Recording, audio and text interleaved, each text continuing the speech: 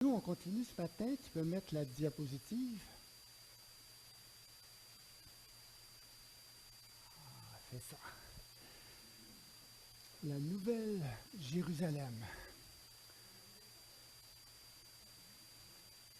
Donc, on continue on continue pour la dernière fois notre série sur l'Apocalypse. Pas parce que j'aurais plus rien à dire, c'est que j'ai de la misère à comprendre le reste. Donc, j'y vais avec les choses avec lesquelles je me sens vraiment à l'aise, puis j'apporte quelque chose qui peut vraiment nous édifier, nous élever vers Dieu. Donc, lors de nos dernières rencontres, nous avons fait une incursion, une entrée libre, dis-je, dans le livre de l'Apocalypse. Premièrement, si vous vous en souvenez bien, nous avons contemplé le beau grand tableau de la majesté du Christ, revêtu de magnificence, de splendeur et de dignité, au milieu des 7 chandeliers d'or, au milieu des églises. Pour ensuite admirer la grande fresque du Christ vainqueur monté sur son cheval blanc, avec son église revêtue de vêtements blancs pour symboliser leur dignité et leur victoire.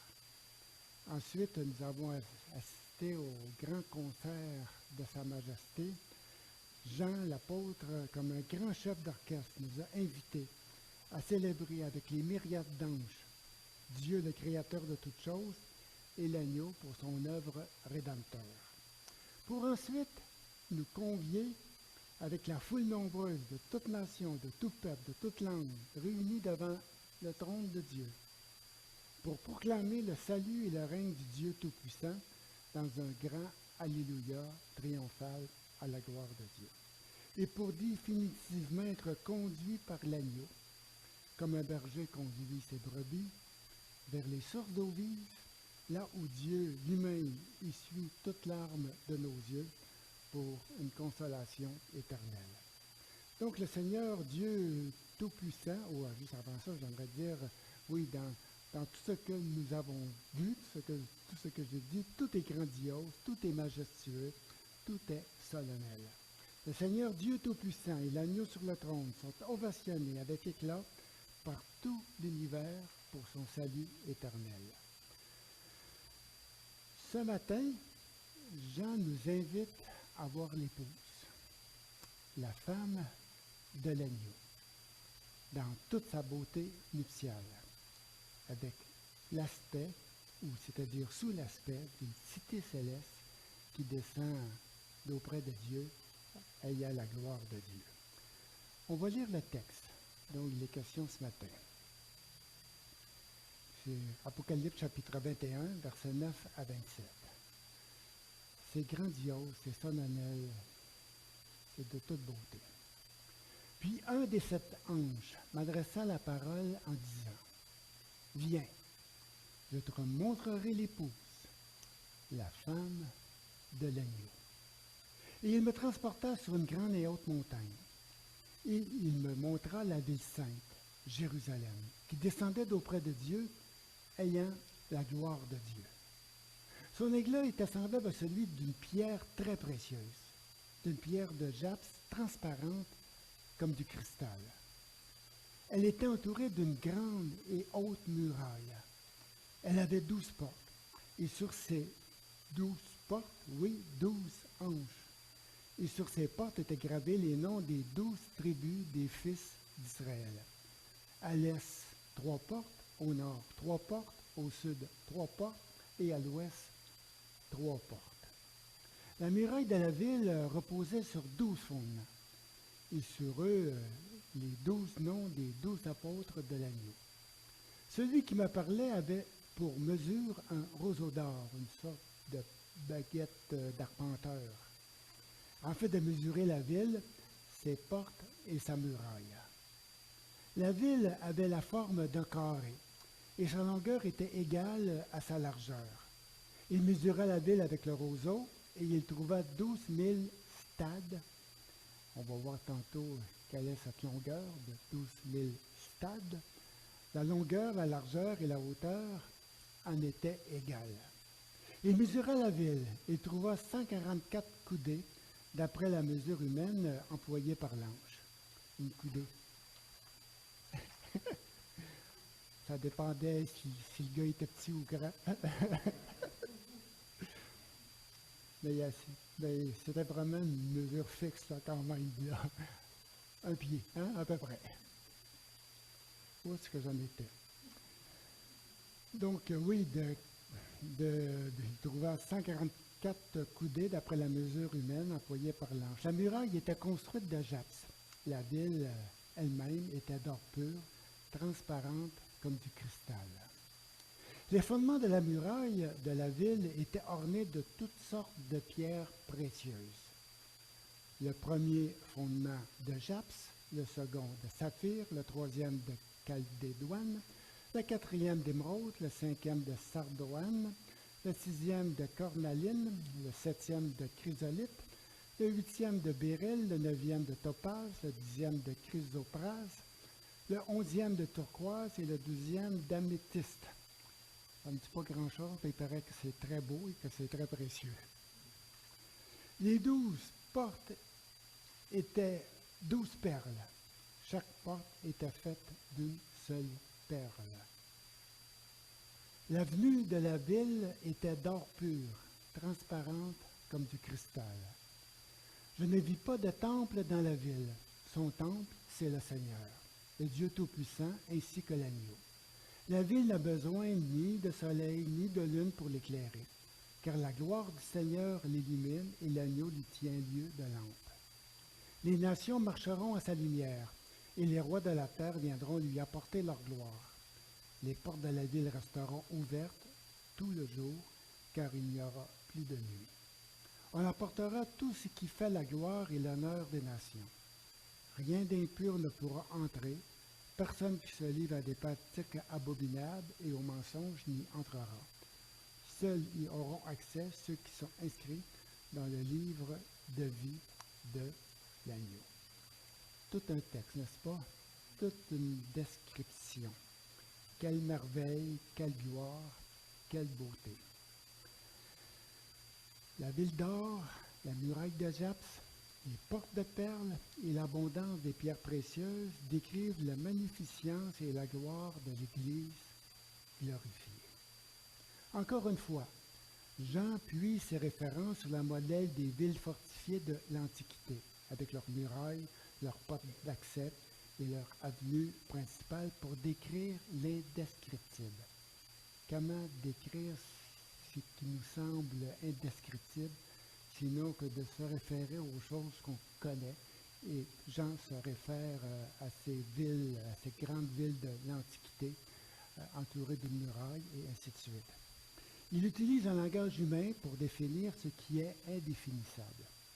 Comme Pierre Prigent, un des grands théologiens de l'Apocalypse, le dit si bien, le but de cette description n'est pas de montrer, mais de signifier, de nous dire quelque chose au sujet de la gloire de l'Église. Son avenue en or, ses fondements de pierres précieuses, ses portes de perles avec ses dimensions cubiques démesurées, multipliées par 1000, sont un langage symbolique, spirituel et théologique qui ne doit pas être pris au pied de la lettre. Quelqu'un me disait un jour qu'il a hâte d'être au ciel parce qu'il va y avoir des rues en or. Laissez-moi vous dire qu'au ciel, il n'y a pas de rues en or. Il n'y a pas de perles. Il n'y a pas de... C'est dans l'imagination, on se sert des choses qu'on connaît pour décrire la beauté de ce que l'Église est.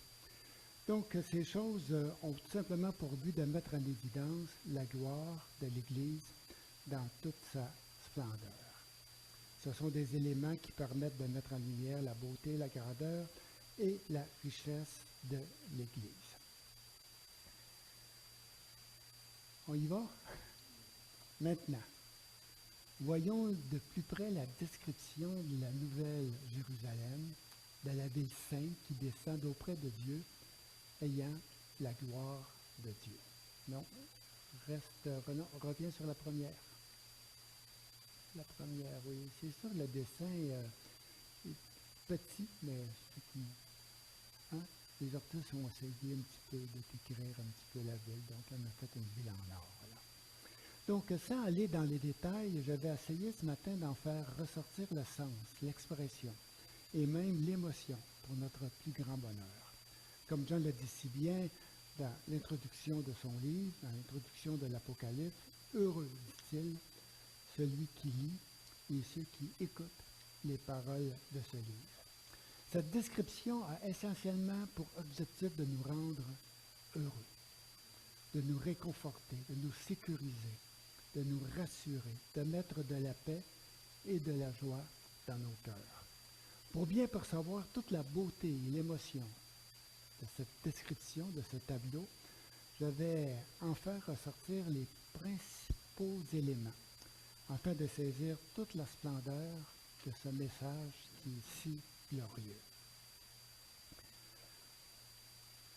Premièrement, l'ange, par l'intermédiaire de Jean, nous invite à venir admirer la gloire de l'Église, l'épouse de l'agneau, dans toute sa splendeur. L'ange lui dit, viens, viens, je te montrerai l'épouse, la femme de l'agneau. Il y a beaucoup d'images là-dedans, hein? La femme, l'agneau, beaucoup d'images.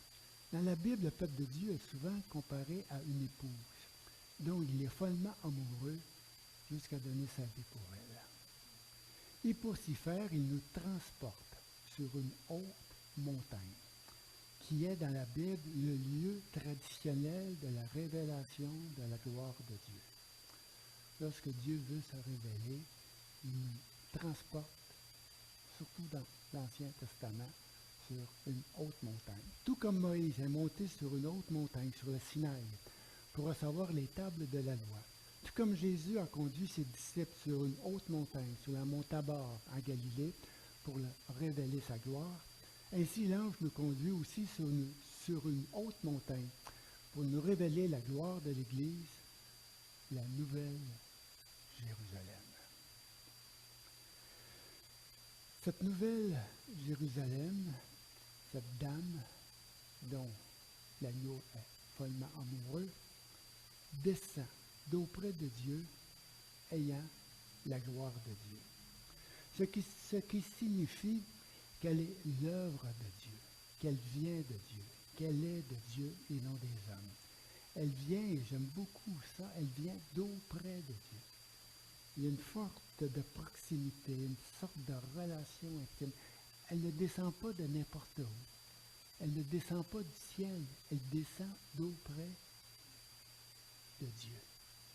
Ce qui veut dire, et je vis la Nouvelle Jérusalem descendre du ciel, ok? Mais le fait qu'ils disent, elle descendit d'auprès de Dieu. Et c'est là qu'elle est. Elle est dans le cœur de Dieu. Il y a une relation intime, donc elle descend d'auprès de Dieu, ayant la gloire de Dieu. Elle est étincelante et glorieuse, comme il le dit, comme une pierre de jaspis, transparente comme du cristal. C'est la même pierre dont Jean se sert pour décrire la gloire de Dieu. Au tout début de son livre, au chapitre, je ne voudrais pas me tromper, au chapitre 4, lorsqu'il décrit Dieu, il dit « Celui qui siégeait sur le trône avait l'aspect, l'éclat d'une pierre précieuse de jaspis. » Il reprend la même pierre pour décrire l'Église qui, elle, descend auprès de Dieu ayant la gloire de Dieu. On dirait que c'est la même chose. On dirait que l'un va avec l'autre. Les deux sont resplendissants comme une pierre de jaspis. Elles descendent auprès de Dieu, resplendissantes de la gloire de Dieu. Cette ville, elle est entourée, protégée d'une grande muraille de 144 coudées de hauteur. Savez-vous ce que ça donne, 144 coudées? Ça donne 65 mètres de haut, soit la hauteur d'une bâtisse, d'un édifice de 20 étages. La muraille de Rome avait seulement 10 mètres de haut. Et cette ville était imprenable, elle était protégée. Jean décrit la Nouvelle Jérusalem comme étant vraiment surprotégée, comme étant gardée, avec une muraille de 144 coudées, de 65 mètres de haut, d'une hauteur d'un édifice de 20 étages. L'image, elle est super, là. Hein? Ça nous parle de protection, ça nous parle de sécurité. L'Église est en sécurité. L'Église, elle est protégée, comme une ville entourée de ses murailles. Comme Jésus l'a dit si bien, le séjour des morts ne prévaudra pas contre elle. Elle ne sera jamais altérée par la destruction. Elle est parfaitement protégée de toute invasion extérieure. Elle est inviolable et indestructible. Comme l'apôtre Paul le dit si bien dans sa lettre à l'Église de Rome, ni la mort, ni la vie, ni les anges, ni d'autres autorités ou puissances célestes, ni le présent, ni l'avenir, ni les forces d'en haut, ni celles d'en bas, ni aucune autre chose créée, rien ne pourra jamais nous séparer de l'amour de Dieu manifesté en Jésus-Christ, notre Seigneur. Il y a un lien d'amour indestructible entre Dieu et nous, entre Dieu et l'Église. Aucun ennemi ne pourra la détruire. Vous savez, il y a quelque chose qui dure depuis 2000 ans, c'est l'Église. Trouvez quelque chose qui dure depuis 2000 ans. Tous les royaumes ont tombé. Tous les rois sont morts. L'Église demeure. Elle est encore là aujourd'hui, en 2025. Elle est là, 2026. Hein?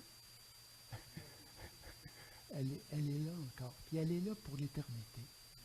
Rien ne peut la détruire. L'Église, là où Dieu a sa demeure, est un lieu protégé, inaltérable et indestructible. C'est ce que la haute muraille signifie en réalité. Sa muraille est construite sur 12 fondements, ornés de pierres précieuses. Et sur chaque fondement est écrit les noms des 12 apôtres de l'agneau. Pierre, Jean, Jacques, André, Philippe, Barthélemy, Matthieu, Thomas, Jacques, Jude, Simon, et probablement Matthias, celui qui a remplacé Judas, sinon certains disent Paul, hein? le dernier, le rejeton, comme il le dit lui-même. Ils sont les fondements de la muraille de l'Église, les premiers témoins. Leur message de la grâce de Dieu est le fondement solide et éternel du rempart indestructible qui entoure et protège l'Église de Dieu. Comme l'apôtre Paul le dit si bien, j'ai posé le solide fondement, savoir Jésus-Christ, le fondement indestructible de l'Évangile de la grâce de Dieu. Sur chacune de ces pierres de fondation, chacune de ces pierres est ornée de pierres précieuses, de jaspes, de saphir, la caldédoine, l'émeraude, la sardoine, la conoline, la chrysolite, le béryl, le topaz, le chrysoprase, la turquoise et l'améthyste. Ça doit être précieux, ces pierres-là, parce que c'est des noms assez bizarres. Ça doit valoir très, très cher. J'aimerais ça avoir un collier comme ça, hein? 12 pierres, hein? Ça serait extraordinaire, je ne sais pas trop. En tout cas, ça a l'air vraiment être précieux, des pierres précieuses, ornées de pierres précieuses. Chaque fondement sur lequel le nom des apôtres est écrit, chaque pierre qui représente chaque apôtre est ornée de pierres précieuses. Elle décrit la grande valeur des apôtres, de chacun d'eux, aux yeux de Dieu. Ils sont les joyaux de Dieu, le fondement de cette muraille qui protège l'Église de cette grâce qui nous entoure. La muraille, oui, elle est ouverte de 12 portes, 3 de chaque côté, 3 à l'est, 3 au nord, 3 au sud et 3 à l'ouest. Ce qui signifie tout simplement que les gens qui en font partie viennent de tout partout. Ils viennent des 4 coins du monde, de l'Est, de l'Ouest, du Sud, du Nord. L'Église a un caractère universel. La Nouvelle Jérusalem accueille des gens de toutes nations, de toutes tribus, de toutes langues. ce n'est plus seulement Israël avec la Jérusalem, le lieu qu'on voit en Israël. C'est une nouvelle Jérusalem. C'est une nouvelle dimension. C'est complètement autre chose. Elle est constituée de tous les peuples, de toutes les nations, de toutes les langues. Elle est le vrai Israël de Dieu. Comme Pierre Prigent l'a dit si bien, les portes marquées au nom des 12 tribus d'Israël, dont le royaume d'Israël est le type prophétique, indiquent que le peuple qui doit y entrer est vraiment, quelle que soit la variété de ses origines, le peuple de Dieu, l'Israël de Dieu. La ville a la forme d'un cube. Tu peux mettre l'autre diapositive? Écoutez, les artistes ils ont essayé. Ils ont essayé de créer une ville avec un cube. L'auteur nous dit que la ville, oui, elle a la forme d'un cube. Elle mesure 12 000 stades. Savez-vous ce que c'est? 12 000 stades? Un stade, là, c'est le stade romain à Rome. Le stade, là, où il y avait les courses de chevaux. Dans quel film déjà? Ben-Hur, c'est ça, Ben-Hur. Vous voyez le grand stade, là, et la course des chevaux. Ce stade-là, oui, dis-je, avait 184 mètres de longueur. Donc, on calculait les distances en forme de, selon vraiment la grandeur du stade. Un stade 184 mètres, il y en a 12 000. 184 mètres, ce qui fait 2000 kilomètres environ.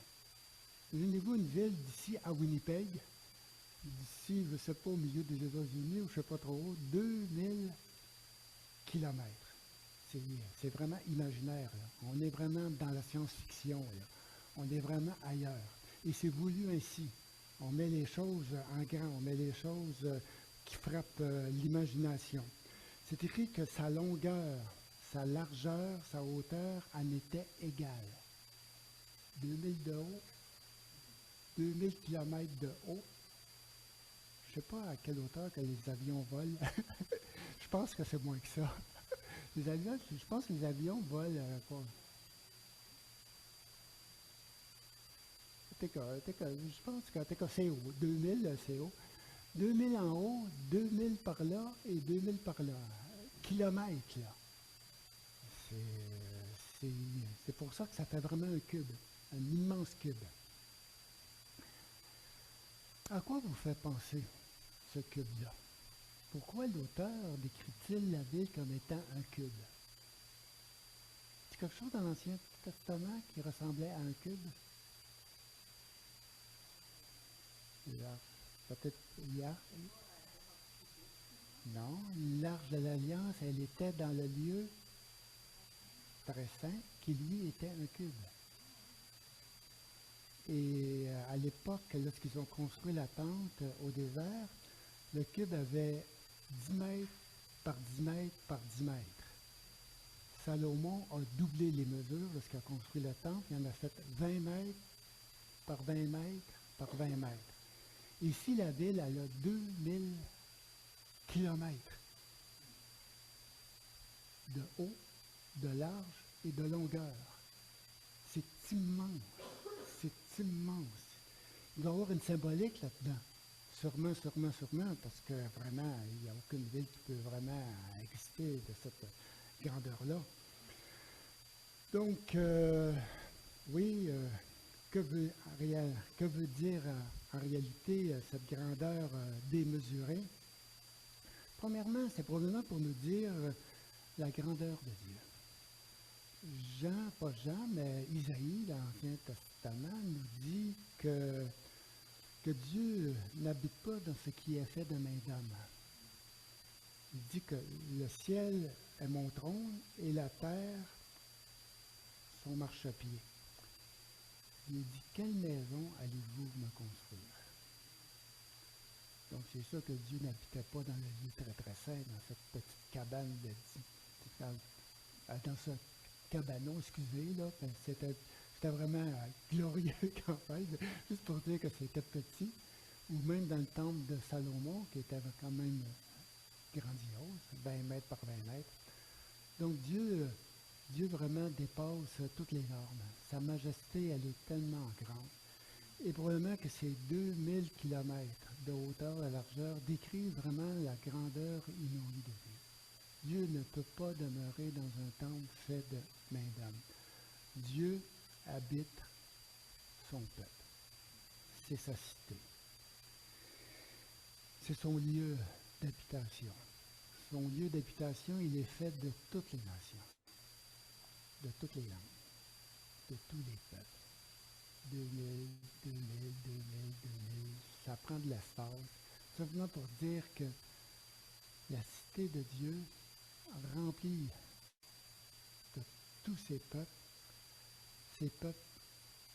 sont vraiment nombreux. Et cette grandeur-là décrit vraiment tous ceux qui sont venus au Seigneur et dans lequel vraiment Dieu habite. Dieu habite dans son Église qui est universelle, qui est grande. Et c'est là que Dieu habite. Donc ce sanctuaire est assez grand pour accueillir la foule nombreuse que Dieu s'est acquis par le sang de l'agneau pour en faire un royaume de sacrificateurs devant le trône et devant l'agneau. L'auteur nous dit que la ville, n'a pas de temple. Tout à fait normal, il n'a plus besoin de temple. Dieu est son temple. Dieu est présent. Dieu est là. On n'a plus besoin d'aller au temple, on n'a plus besoin d'aller au sanctuaire. Et d'ailleurs, personne ne pouvait entrer dans le lieu très saint, sinon le souverain sacrificateur qui, une fois par année, entrait pour pouvoir vraiment y apporter le sang, pour pouvoir avoir le pardon de tous les gens. Mais maintenant, il n'y en a plus besoin de temple. Dieu habite son peuple. On est entré dans le sanctuaire de Dieu. On habite avec Dieu dans son sanctuaire. C'est pour ça qu'il est si grand, si immense, c'est pour accueillir toute cette foule. C'est imaginaire, on est vraiment dans la symbolique. C'est très très beau, c'est très très grand. La ville elle-même est d'or pur, transparente comme du cristal. Comme le lieu très saint était revêtu d'or, la ville entière est aussi d'or pur, signifiant la richesse et la gloire de l'Église, étant la demeure éternelle de Dieu. La ville n'a besoin ni du soleil, ni de la lune pour l'éclairer, car la gloire du Seigneur l'illumine et l'agneau lui tient lieu de lampe. Dans l'Antiquité, le soleil et la lune étaient considérés comme des divinités qui apportaient leur lumière aux nations en échange d'offrandes. Donc, dans cette cité, Dieu est sa lumière. L'agneau est son flambeau. Donc, ces divinités ont perdu leur splendeur et c'est vraiment la lumière de Dieu, Dieu qui est lumière. C'est lui qui vient vraiment apporter sagesse, intelligence, lumière à son peuple, à son Église. Ensuite, pour décrire la gloire de l'Église, il dit que les rois et les marchands de la terre viendront lui apporter leur richesse et ce qui fait leur gloire. Donc, les rois et les marchands de la terre qui viennent lui apporter leur richesse et qui fait leur gloire est une métaphore, une image impressionnante pour signifier l'ampleur de la gloire de l'Église, comme dans la Rome antique.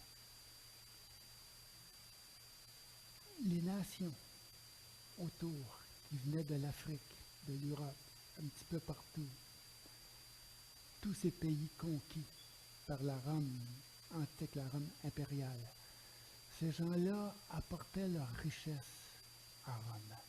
Rome se nourrissait des richesses du monde. Je ne sais pas si vous avez déjà lu d'ailleurs, Jean lui-même dans l'Apocalypse en parle au chapitre 19. Il décrit ces marchands qui viennent du monde entier apporter à Rome toute leur richesse, toute leur gloire. Et l'auteur reprend la même image pour décrire vraiment la gloire de l'Église. Comment que l'Église, elle est vraiment glorieuse et magnifique. Donc c'est une image, c'est une métaphore pour décrire quelque chose de grand, quelque chose de glorieux. C'est une ville qui vit en paix. C'est écrit que les portes de la ville resteront ouvertes tout le jour, car il n'y aura plus de nuit. Elle est parfaitement sécurisée. Il n'y a plus de nuit, il n'y a plus de menaces, il n'y a plus de danger, il n'y a plus de malheur. Ses portes restent ouvertes jour et nuit. La ville est un lieu sécuritaire, un havre de paix pour tous ses citoyens. Lorsqu'on laisse les portes ouvertes, ça veut dire qu'on est en sécurité. Hein, n'est-ce pas? Lorsqu'on barre nos portes, on sait pourquoi. Et cette ville-là, avec ses portes immenses, ses portes sont ouvertes jour et nuit. D'ailleurs, dans les villes antiques, on fermait les portes durant la nuit pour sécuriser l'Église. Mais maintenant, il n'y en a plus de menace. La ville, ses portes sont ouvertes et les nations sont accueillies dans ce sanctuaire divin. Rien d'impur ne pourra y entrer. Personne qui se livre à des pratiques abominables et aux mensonges n'y entrera. Comme dans le temple de Jérusalem, les personnes qui pratiquent le culte des idoles ne seront pas admis dans cette cité. Seuls ceux qui ont été inscrits par le sang de l'agneau dans le livre de vie de l'agneau ont accès à la cité céleste. Seuls ceux qui ont été lavés, purifiés, sanctifiés par le sang de l'agneau ont lieu de résidence dans le sanctuaire de Dieu, à l'endroit où Dieu manifeste sa gloire. Seuls ceux qui ont la vie en Jésus sont inscrits dans le registre des citoyens de la cité céleste. C'est grandiose, c'est solennel. Comment décrire l'indescriptible? L'auteur se réfère aux choses qu'il connaît autour de lui pour vraiment nous amener plus loin, plus haut. Tu peux mettre la dernière? Donc ce matin, pour résumer le tout, nous avons vu l'épouse de l'agneau dans toute sa beauté nuptiale, sous l'aspect d'une cité céleste qui descend auprès de Dieu. Son éclat est semblable à celui d'une pierre de jaspe, transparente comme du cristal. La description spectaculaire, ou sa description, la description spectaculaire de la ville en or, avec ses dimensions cubiques démesurées multipliées par 1000, avec sa muraille immense faite de jaspe, avec ses 12 portes de perles et ses 12 fondements ornés de pierres précieuses, et les rois et les marchands de la terre qui viennent lui apporter leur richesse et tout ce qui fait leur gloire, est un procédé imagé, une création littéraire qui frappe les yeux, qui s'impose à l'imagination pour décrire l'indescriptible afin de saisir toute la splendeur de l'Église. D'ailleurs, il termine avec ça. C'est comme sa conclusion à Jean dans l'Apocalypse. Ce sont des éléments qui permettent de mettre en lumière la beauté, la grandeur et la richesse de l'Église. L'intention de Jean, à travers l'Apocalypse et aussi à travers cette description, en nous décrivant l'épouse de l'agneau sous l'aspect d'une cité dorée, c'est de nous communiquer de l'espoir et de l'assurance qui, parfois, malheureusement, nous sommes, à cause de notre foi, maltraités, méprisés, humiliés, dans ce monde, parfois, qui n'ont aucun respect pour Dieu et pour sa parole. Le tableau a essentiellement pour objectif de nous réconforter, de nous sécuriser, de nous rassurer dans les moments, dans nos moments de découragement et d'incertitude, au milieu de la détresse, de l'anxiété et de la souffrance. Jean dit « Heureux celui qui lit et ceux qui écoutent les paroles de ce livre ». Ce tableau a essentiellement pour but de mettre de la paix et de la joie dans nos cœurs, de nous rendre heureux. Et c'est ça pourquoi l'Apocalypse a été écrit. C'est pas écrit pour nous faire peur. C'est pas écrit pour nous angoisser. C'est écrit pour mettre la paix dans nos cœurs, pour nous sécuriser. Et à travers tout ce que je vous ai partagé dernièrement en ce qui concerne ces beaux tableaux, on retrouve vraiment la paix. On retrouve vraiment quelque chose de grand, quelque chose de beau, quelque chose qui vient nous sécuriser, quelque chose qui vient mettre la paix dans nos cœurs. Malheureusement, le mot apocalypse a été galvaudé par les gens. Les gens s'en servent pour décrire le malheur, tandis que Jean s'en sert pour décrire la beauté. Parce que le mot apocalypse ne veut pas dire destruction. Le mot apocalypse veut dire révélation de Jésus-Christ. Mais malheureusement, les gens se sont servis de ce mot-là à cause qu'ils ont vu vraiment à travers l'Apocalypse des choses horribles. Donc, ils s'en sont servis pour décrire toutes les horreurs qui peuvent arriver sur la terre. À chaque fois qu'il arrive quelque chose, c'est l'Apocalypse, c'est l'Apocalypse, c'est l'Apocalypse. Et pourtant, l'Apocalypse, c'est un livre glorieux. C'est un livre de beauté, c'est un livre qui nous transporte dans l'au-delà, c'est un livre qui nous présente Dieu dans toute sa gloire et l'Église qui descend auprès de lui comme une pierre de jaspis glorieuse à sa ressemblance. C'est merveilleux.